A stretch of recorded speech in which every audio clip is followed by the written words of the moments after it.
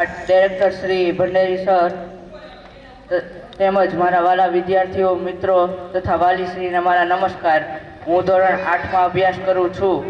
મારું નામ સુરાણી જીલ છે। હું તમને આજે પરિશ્રમ વિશે થોડું કહીશ।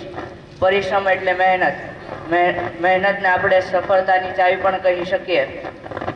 ઘણા વિદ્યાર્થીઓ આળસના કારણે પરિશ્રમ કરતા નથી, તો ઘણા વિદ્યાર્થીઓ આળસના કારણે પરિશ્રમ છોડી ઊંધા રસ્તે ચડી જાય છે। તેમ ઘણા વિદ્યાર્થીઓએ પરિશ્રમ કરવાથી સફળતા પણ પ્રાપ્ત થઈ છે। ભગવદ્ ગીતામાં પણ ભગવાન શ્રી કૃષ્ણએ કહ્યું છે કે કર્મ કરો, ફળની ચિંતા ન કરો। તેમ આપણે ફક્ત પરિશ્રમ કરવો જોઈએ। ઘણા ક્રિકેટરો જેમ કે મહેન્દ્રસિંહ ધોની, સચિન તેંડુલકર તેવા ઘણા ક્રિકેટરોએ પરિશ્રમ દ્વારા પોતાનું સપનું સાકાર કર્યું છે। આપણું બંધારણ લખનાર ડૉક્ટર આંબેડકરે પણ ખૂબ મહેનત કરી અને 32 જેટલી ડિગ્રીઓ પણ પ્રાપ્ત કરી છે। અને પરિશ્રમનો સૌથી મોટો દુશ્મન એટલે આળસ। આળસના કારણે માણસ પરિશ્રમ કરી શકતો નથી।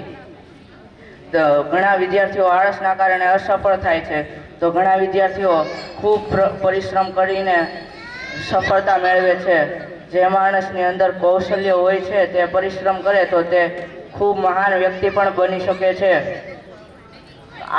પરિશ્રમ ન કરવાથી માણસમાં ઘણા રોગો આવે છે, જેવી અનેક બીમારીઓ પણ આવે છે। આપણા શ્રી સ્વામી વિવેકાનંદે પણ એક સૂત્ર આપ્યું છે કે ઉઠો જાગો અને ધ્યેય પ્રાપ્તિ સુધી મંડ્યા રહો।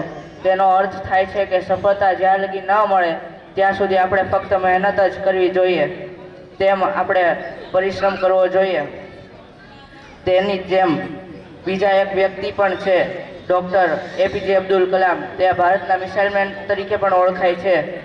તે ખૂબ મહાન વ્યક્તિ પણ બન્યા અને તેણે ભારત દેશનું મિસાઇલ લાવવાનું સપનું પણ સાકાર કર્યું। અને ગણેશ શાસ્ત્રી આર્યભટ્ટે એક સૂત્ર આપ્યું છે કે પરિશ્રમ પ્લસ આત્મવિશ્વાસ બરાબર સફળતા। તેનો અર્થ એ થાય છે કે પરિશ્રમ અને આત્મવિશ્વાસ દ્વારા સફળતા મળે છે। ઘણા વિદ્યાર્થીઓ એ ભૂલી ડર અને આળસના શિકાર થાય છે। ઘણા વિદ્યાર્થીઓ એવું વિચારે છે કે હું પાસ નહીં થઈ શકીશ, તો ઘણા વિદ્યાર્થીઓ આળસમાં પરિશ્રમ કરતા નથી, તેમ એ અસફળ થાય છે। તો આપણે આળસને અને ડરને ભગાડી પરિશ્રમ કરવો જોઈએ। આપ સૌનો આભાર। અસ્તુ।